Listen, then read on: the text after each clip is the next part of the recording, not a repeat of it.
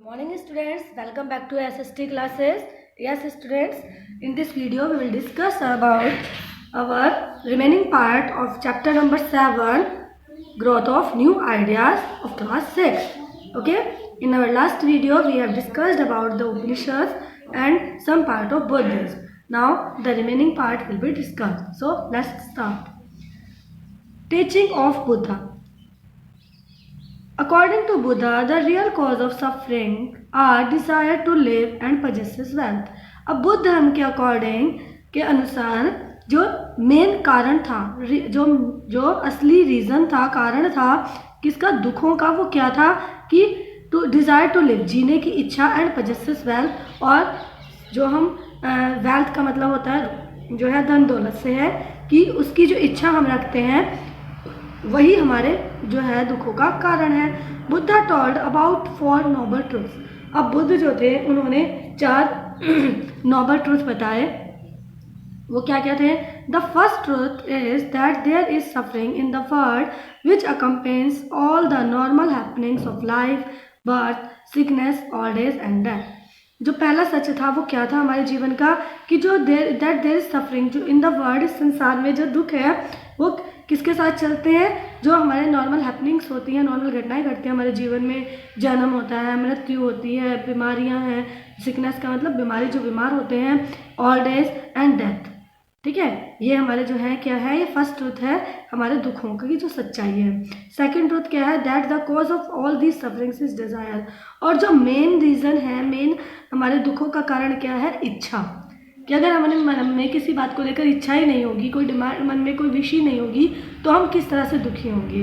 हम सेटिस्फेक्शन तब तक नहीं पा सकते जब तक हमारी इच्छाओं की पूर्ति नहीं होती. और जो है मनुष्य जो होता है वो एक ओवर एम्बिशियस होता है, महत्वाकांक्षी होता है, उसकी इच्छाएं कभी पूरी नहीं होती, इसलिए वो जीवन भर दुखों में ही जो है वो जीता रहता है.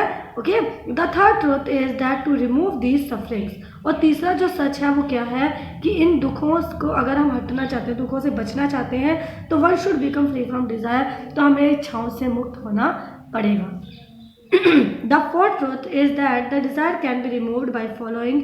और जो फोर्थ ट्रूथ है, जो चौथा सत्य है, वो क्या है, कि जो डिज़ायर्स हैं उनसे जो हम हट सकते हैं, डिज़ायर्स को रिमूव किया जा सकता है. कब? By following 8 fold path. जो है वो 8 फोल्ड पाथ उन्होंने बताया कि उस रास्ते को अपनाकर सबसे पहले क्या है, अष्टांगिका मार्ग. दूसरा राइट विजन. तीसरा right aim, right action, right speech, right livelihood, right efforts, right memory and right meditation. Means उन्होंने ये 8 तरीके बताए जिनको अपनाकर हम इन इच्छाओं से मुक्ति पा सकते हैं. हमें मतलब जो देखें सही देखें, मीन्स गलत की तरफ ध्यान ना दें, जो बोले सही बोले, हमारे जीवन का कोई उद्देश्य हो, हमारे कर्म जो है वो बिल्कुल सही होने चाहिए, और हमारी जो स्पीच है, जो हमारी मतलब हमारे जो भी हम बोलते हैं वो सही बोलें, किसको गलत ना बोलें, और अपना राइट लाइवलीहुड सही तरीके से जीवन जिएं, और राइट अफर्ट्स जो है मतलब अपने जीवन को जीने के लिए हमें अफर्ट्स करने चाहिए, आलस को त्याग देना चाहिए, और अच्छी चीज़ों पर ध्यान देना चाहिए, राइट मेमोरीज रखनी चाहिए, मेडिटेट करना चाहिए, चिंतन मीन्स पूजा पाठ, भजन की जो है वो मतलब ईश्वर के साथ हमें जो है स्तुति करनी चाहिए. इस तरह से हम अगर हम ये सब करेंगे तो हम अपनी इंद्रियों पर कंट्रोल कर सकते हैं, और ताकि जो है हम जो है सेटिस्फाइड रह सके, संतोषजनक रह सके. इस तरह से हम इस पूरे 8 फोल्ड पाथ जो है हमारा अष्टांगिका मार्ग और ये राइट विजन, ये सब हम इन सबको फॉलो करके जो है सुख शांति प्राप्त कर सकते हैं. ओके, अब ये 4 ट्रूथ हो गए. Gautam Buddha was convince that a man can achieve निर्वाण. और गौतम बुद्ध जो है वो इस बात को कन्विंस थे, मानते थे कि जो है निर्वाण का मतलब क्या है, मुक्ति. किससे मुक्ति? दुखों से मुक्ति, इच्छाओं से मुक्ति को प्राप्त किया जा सकता है. निर्वाण एक ऐसी स्टेट, एक वो स्टेट है जो परफेक्ट, मतलब पूर्ण शांति, आज़ादी, दुखों से पाना, उसको कहते हैं निर्वाण. By following above mention path, की जो ये पाथ है, जो ये रास्ता बताया गया है, इस रास्ते को अपनाकर, इन रूल्स को फॉलो कर, इन तरीकों को फॉलो कर हम जो है वो सुख शांति को प्राप्त कर सकते हैं, जो है इस इच्छाओं से मुक्ति प्राप्त कर सकते हैं. और जब मन में इच्छाएं नहीं होंगी, then we can remain peaceful. Okay, he was against caste system. वो कास्ट सिस्टम जो था, जो जातिवाद को बिल्कुल भी नहीं मानते थे। He made no mention of God, उन्होंने अपने जितने भी उन्होंने मतलब शास्त्रों में अपने द्वारा लिखे गए हैं, जो भी उनकी टीचिंग्स हैं, उन्होंने ईश्वर का कहीं भी वर्णन नहीं किया है। Buddha was against the killing of people, वो जैसे हिंसा से बिल्कुल परे थे, वो विरोध में थे जो लोगों के साथ, मनुष्यों के साथ जो जैसे सैक्रिफाइसेस के बारे में आपको बताया हमने, उपनिषद में बताया था, तो वो इन सब चीज़ों से जो है बिल्कुल परे थे। स्टीलिंग एंड लाइन, चोरी चकारी जो करते हैं लोग, झूठ बोलते हैं, इन सब के वो अगेंस्ट थे। ही एम्फेसाइज्ड अहिंसा and pure and simple life, एक वो सादा जीवन, शुद्ध जीवन, साधारण जीवन और अहिंसा में विश्वास करते थे। Spread of Buddhism, Buddha spend the rest of his life travelling, Buddha ने जो बाकी जीवन बचा था उसका 29 ईयर्स की एज, वो घर छोड़कर आ गए थे। उसके बाद उन्होंने ज्ञान प्राप्त किया, टीचिंग्स जो है लोगों को भी उनका संचार किया, प्रसार किया। तो अब जो उन्होंने अब किस तरह से उन्होंने बुद्ध धर्म को फैलाया, तो उन्होंने ऐसा नहीं है कि उन्होंने एक जगह बैठे बैठे ही उपदेश दिए, उन्होंने प्लेस टू प्लेस ट्रैवल किया और उपदेश दिए, उन्होंने सिद्धांतों को प्रीच किया, मतलब सभी को उपदेश दिए सिद्धांतों को, जो भी उनके सिद्धांत टीचिंग्स थी। Anybody could join the Sangha, और कोई भी उनका जो संघ था, जो ग्रुप था, जहाँ पर शिक्षाएं दी जाती थी, लोगों को नए नए विचारों के बारे में समझाया जाता था, बताया जाता था, शिक्षाएं दी जाती थी, और बुद्ध धर्म के बारे में उसका जो संघ था उसको कोई भी ज्वाइन कर सकता था। इन द बिगनिंग, और स्टार्टिंग में जो था कोई भी उसको आसानी से उसमें एंटर कर सकता था। संघ और बुद्धिस्ट रिलीजियस जो धार्मिक जो ऑर्डर्स थे, जो भी मतलब वहाँ पर फॉलो किए जाते थे रूल्स वगैरह, उस संघ में कोई भी जो है आसानी से एंटर कर सकता था। और कोई भी कास्ट, कोई किसी भी धर्म का है या किसी भी कास्ट का है, कोई भी ऑक्यूपेशन करता है, इट डज नॉट मैटर, चाहे कोई भी हो, कॉमन पीपल इसमें जो है एंटर कर सकता था। Women were also admitted to the Sangha, और जो वीमेन थी, जो महिलाएं थी, वो भी इसमें संघ में शामिल थी। बट लेटर ऑन, लेकिन बाद में माइनॉर्स थे, जो अल्पसंख्यक थे, थीव्स एंड स्लेव्स जो गुलाम थे, पेशेंट्स थे, उन सबको संघ में अलाउ नहीं किया गया।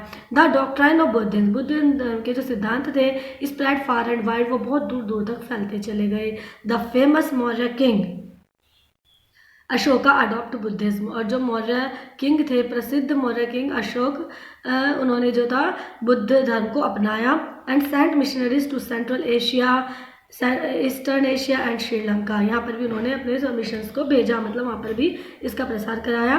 Gautam Buddha teachings are recorded in Tripitakas, और गौतम बुद्ध की जितनी भी टीचिंग्स हैं, जो भी उन्होंने शिक्षाएं दी हैं, उसको त्रिपिटकास के में एक बुक में रिकॉर्ड किया गया है। और जो त्रिपिटकास है, इसको 3 पार्ट्स में डिवाइड किया गया है। और फर्स्ट स्टेज में जो है उसमें क्या है, मॉन्क्स, मतलब कैसे मॉन्क बनना है, उसके रूल्स बताए गए हैं। The second contains the sermons of Buddha धर्म, जो बुद्धा के जो धर्म के, जो बुद्ध धर्म में जो उपदेश दिए गए हैं, ठीक है, सेकेंड पार्ट में वो है। और जो third deals with the Buddhist system of thought, Buddhist में कैसे विचारों को अपनाया जाता है, बुद्धिस्ट सिस्टम ऑफ थॉट जो है वो थर्ड पार्ट में है। Okay, now section number 3, Jainism. Jainism has a unique place in the history of religion in India. Jainism जो है वो, अब हमने 2 पार्ट पढ़ लिए ना, उपनिषद एंड बुद्धिज्म, समझ में आ गया होगा आपको।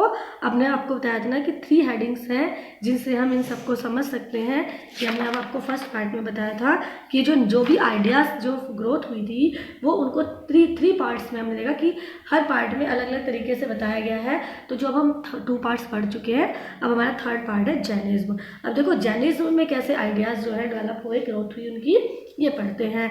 Jainism has a unique place in the history of religion in India. Jainism जो है उसका इस इतिहास में, हिस्ट्री ऑफ रिलीजन, धार्मिक इतिहास में बहुत ज़्यादा महत्वपूर्ण स्थान है।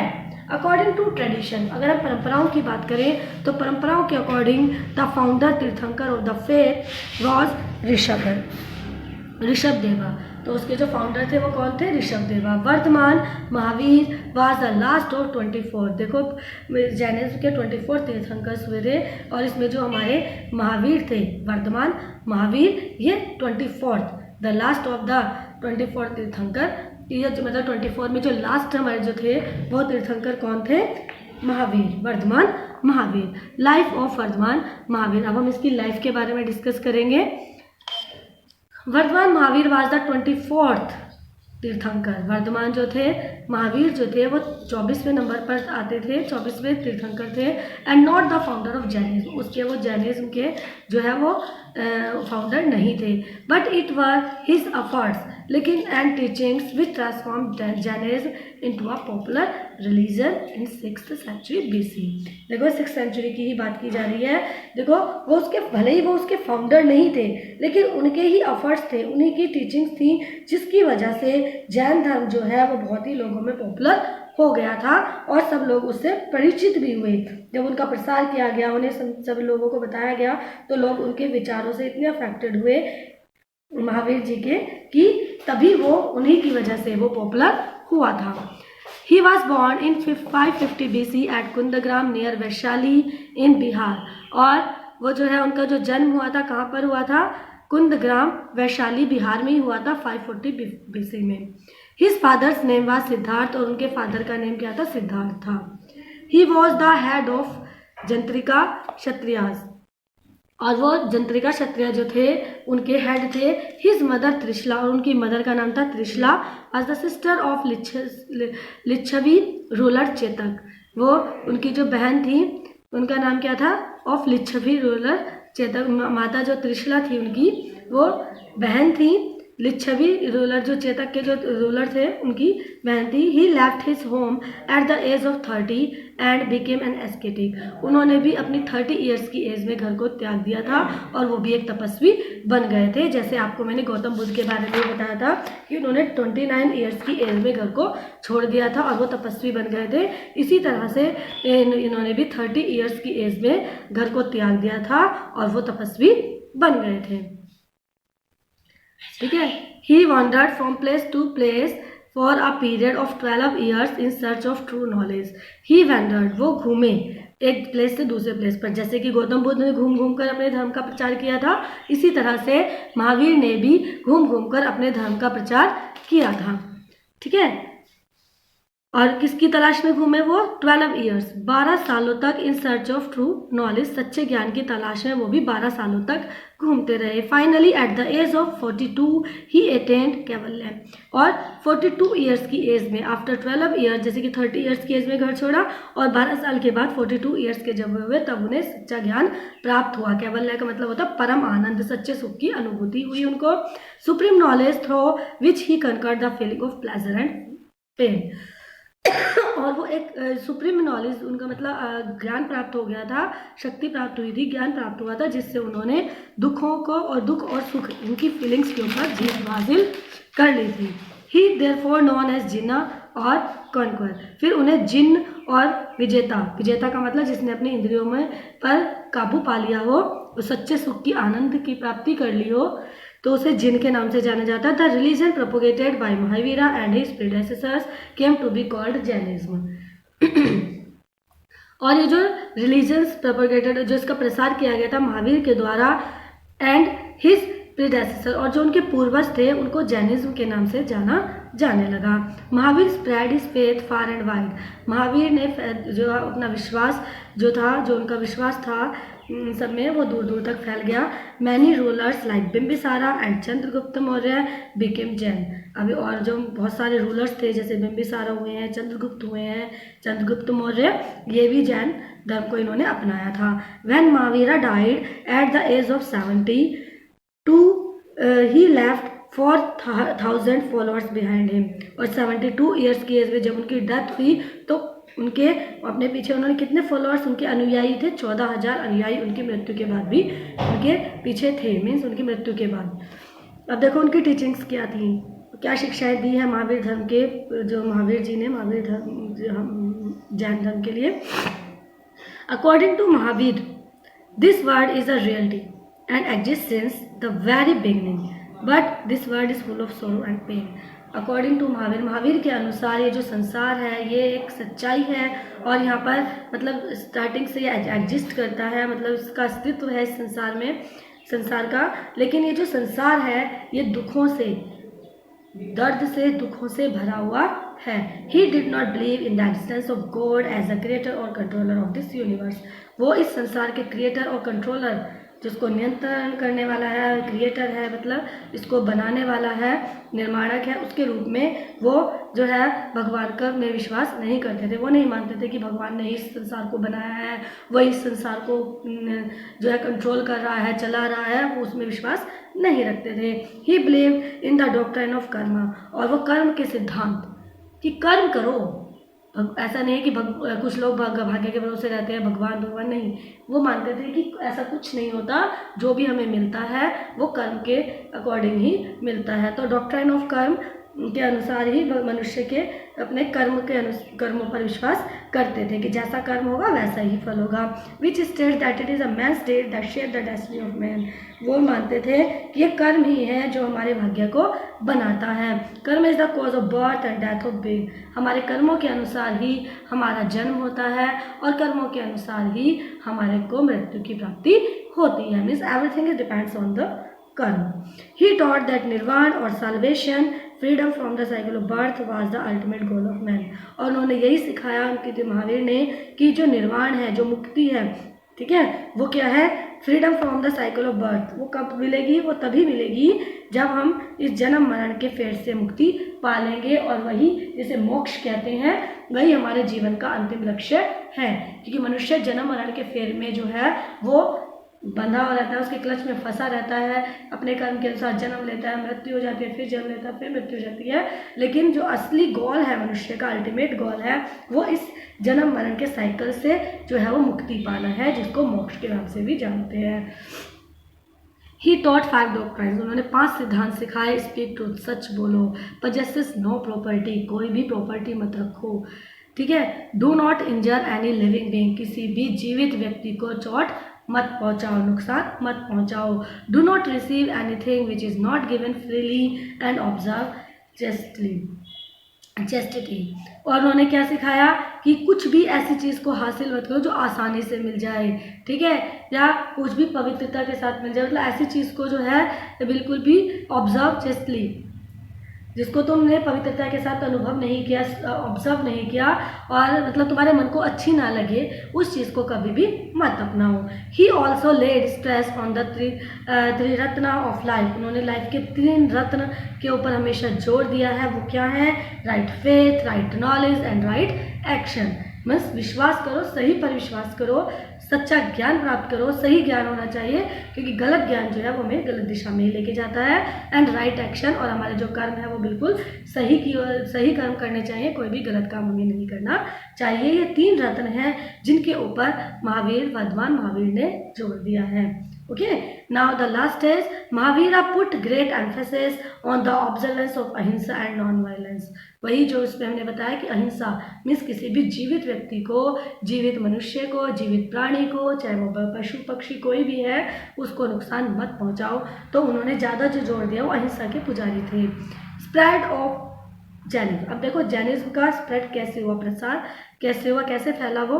After the death of Mahavira की डेथ के बाद Jainism became popular in the part of western India, Malwa, Rajasthan and Gujarat. कहाँ कहाँ पर फैला ये, महावीर जी की मृत्यु के बाद जैनिज्म जो है वो पॉपुलर हो गया था वेस्टर्न इंडिया में, मालवा में, राजस्थान में, गुजरात में। Even today there are many people who follow Jainism in India. यहाँ तो आज भी बहुत सारे जो लोग हैं जो जैन धर्म को भारत में अपनाते हैं। Mahavira's original teachings were preserved in the form of Purvas and Angas. The Jain wrote a Prakrit. अब देखो जो महावीर की जो ओरिजिनल टीचिंग्स हैं वो किस्म की फॉर्म में मिलती हैं, पूर्वास और अंगास की में, और इनको प्रकृत लैंग्वेज में लिखा गया है।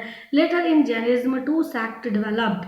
अब देखो जैनिज्म के बाद 2 सेक्ट बने, श्वेतांबर एंड दिगंबर्स। श्वेतांबर्स जो थे उनमें जो मुनि होते थे, ऋषि मुनि होते थे, वो सफ़ेद रंग की ड्रेस पहनते थे और अपने मुंह को एक सफ़ेद कपड़े के साथ कवर करके रखते थे, तो अवॉइड ब्रीथिंग इन, कि वो अंदर सांस वगैरह जैसे लेते हैं तो उससे अवॉइड करने के लिए। And this killing of the tiniest of insects. Digambars of those munis. Digambars जो होते थे जैसे कि जो मतलब सांस के साथ छोटे कीट मकोड़े हमारे अंदर चले जाते हैं ना, उनकी मृत्यु हो जाती है कई बार आप, तो उससे बचने के लिए वो सब मुंह पर सफ़ेद रंग का कपड़ा पहनते थे। Digambars are those munis who do not wear any cloth. और दिगंबर्स में जो अनुयायी थे, जो मुनि ऋषि मुनि थे, वो इस तरह का कोई कपड़ा नहीं पहनते थे। Neither wearing nor possessing any cloth shows the ultimate renouncement of worldly possession।